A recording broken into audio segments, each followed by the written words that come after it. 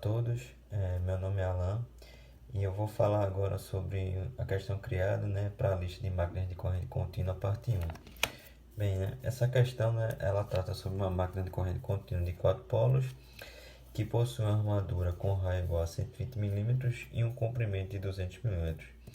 Para essa máquina, os polos cobrem 80% da periferia da armadura. O enrolamento da armadura possui 33 bobinas e cada bobina tem 7 espiras. A densidade do fluxo magnético em cada polo é igual a 0,75 Tesla e ela pede para determinar, na letra A constante Ka, que é uma constante do motor que depende do tamanho do rotor, do tipo de enrolamento e do número de polos do estator dessa máquina CC, e B, a tensão induzida de armadura quando o rotor gira a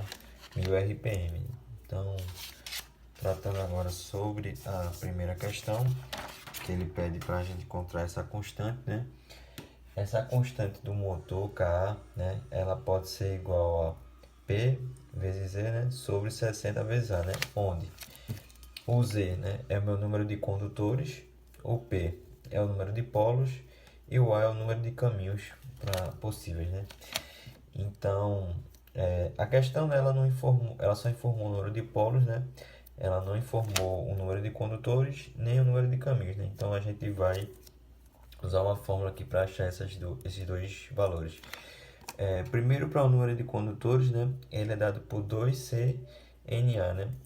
onde C é o número de bobinas do rotor e NA o número de espiras, Esses dois valores, a questão ela deu, informando que é 33 bobinas, e cada bobina tem 7 espiras, Então, usando a fórmula aqui em cima, e com os dados que foram dados pela questão, eu tenho que o número de condutores é igual a 2 vezes 33 vezes 7, dando um número de 462 condutores.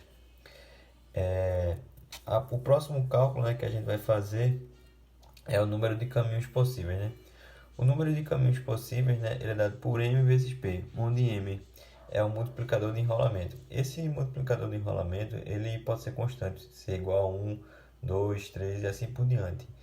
A gente preferiu optar para essa questão pelo multiplicador de enrolamento simples, que é igual a 1, Então, o número de caminhos possíveis, para essa questão aqui seriam 4 caminhos. Bem, com o número de caminhos calculado, o número de condutores também e o número de polos que a questão me deu, eu consigo calcular a minha constante. Logo, fazendo a substituição, eu tenho que a minha constante, ela é igual a 7,7, Então, essa constante do motor, que depende do tamanho do rotor, do tipo de enrolamento e do número de polos do estator, é igual a 7,7. Bem, agora vamos para a letra B, A letra B, ela pede para a gente tratar, achar a tensão induzida na armadura, quando esse rotor gira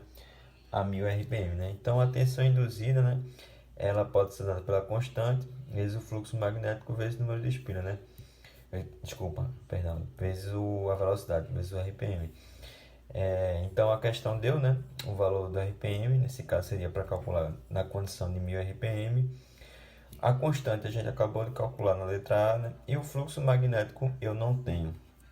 Então, eu tenho que achar esse fluxo magnético para poder calcular aqui a minha questão. Então, para calcular esse fluxo, com os dados que a minha questão deu, eu vou calcular a área do polo, certo? Então, com os dados que ele deu, do raio da armadura e do comprimento, eu consigo calcular essa área do polo, que é igual a 0,030 metros quadrados. Então, esse fluxo magnético, ele pode ser dado pela densidade vezes a área do polo. Então, o fluxo magnético, como ele deu a